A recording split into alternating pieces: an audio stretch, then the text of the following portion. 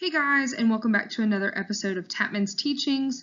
Today we're going to be talking about national reactions to change as it correlates to the civil rights movement. So let's go. All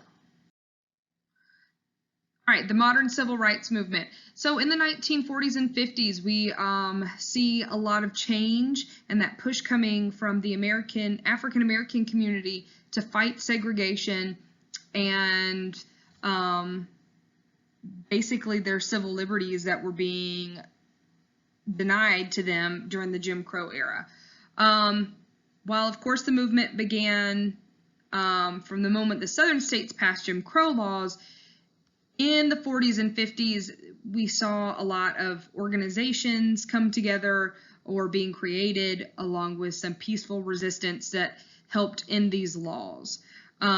And of course, African Americans who were returning home from World War II were beginning to push for equal rights as well. In fact, based on their role in World War II, you actually see Harry Truman, President Harry Truman, go ahead and desegregate the armed forces. So during World War II, you had segregated troops. After World War II, you see that be disbanded. Because of Harry Truman and, of course, the efforts of African Americans during that time. You also see organizations such as the NAACP go to court to combat segregation laws, and then you see people like Dr. Martin Luther King Jr. and John Lewis of Georgia focus really hard on ending segregation with economic boycotts, and peaceful protests and things like that. And we're going to talk about him and John Lewis and some other groups later on this week. But today we're going to be focusing on the Sibley Commission, Brown versus Board of Education, and the state flag of 1956. So Brown versus Board of Education. This is one of the most monumental court cases in all of U.S. history. It essentially, well, doesn't essentially, it desegregates schools. And it starts out in Topeka, Kansas in the 1950s, where schools were segregated by race, like most other places. A little girl named Linda Brown and her sister had to walk dangerous paths to get to school, like railroad switch yards, and things like that, just to get their education.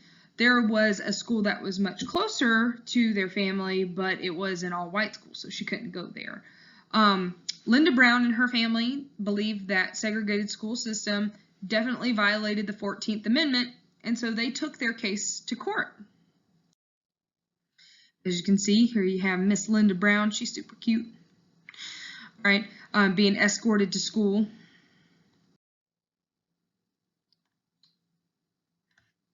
So the federal courts upheld that even though being dangerous sometimes, segregation in schools was legal as long as they had similar buildings and transportations and teachers and curriculum. Okay, where have we heard that separate but equal before?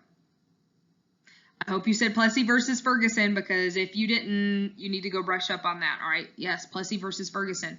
So then they appealed to the case to the Supreme Court. And they declared that separate but equal was unequal and that it wasn't fair.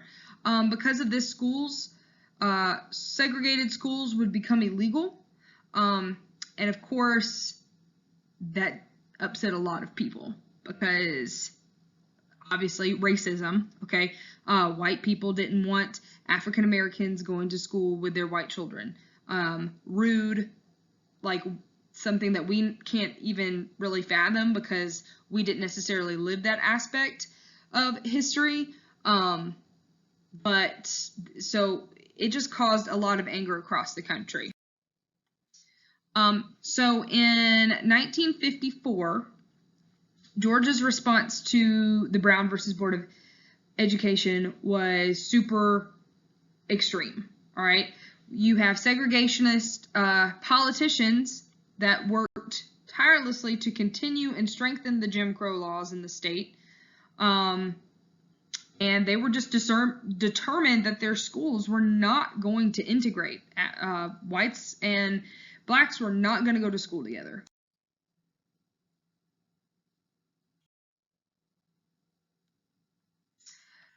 And of course, the Georgia General Assembly supported this massive resistance and maintained a strong opposition to the forced integration of public schools.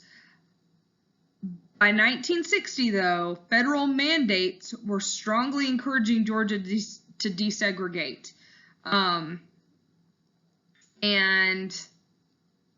even though they were going to keep fighting that, the federal government was like, hey, you got to start doing this, all right?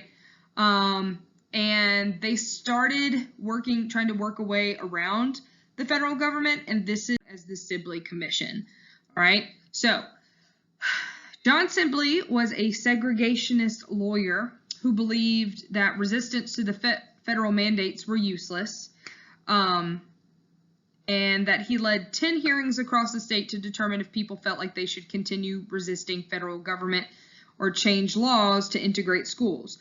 Basically polling people like, is this even worth it anymore? Sibley wanted laws that would allow integration, but on a very small scale. So that way that they could say, well, we integrated, you just didn't say how we had to integrate, which is true. The federal government didn't necessarily say how you had to integrate or at what pace you had to integrate. So there were loopholes around it. So after the sessions, 60% of Georgia said that they would rather close down schools than to integrate. Like, that's crazy to me. You would rather close down schools than to have, yeah, I just can't even. So here's a Sibley Commission meeting, or a picture of one anyway.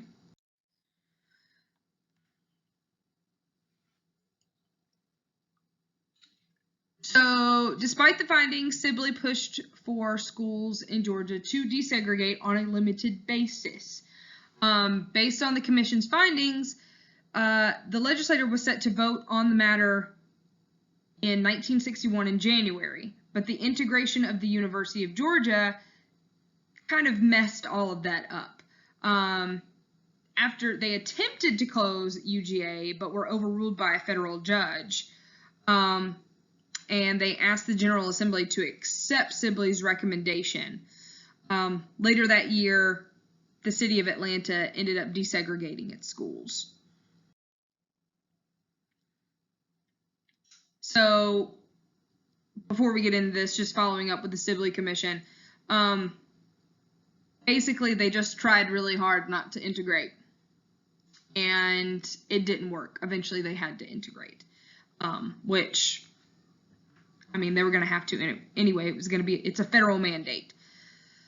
All right, the 1956 state flag. So, Brown versus Board of Education has been decided, and Georgia's legislature vote to change the state flag to incorporate the Confederate battle flag. All right. The state constitution provided the legislature the sole authority to change the flag, so the public didn't have to be a part of that decision. They could make that decision on their own.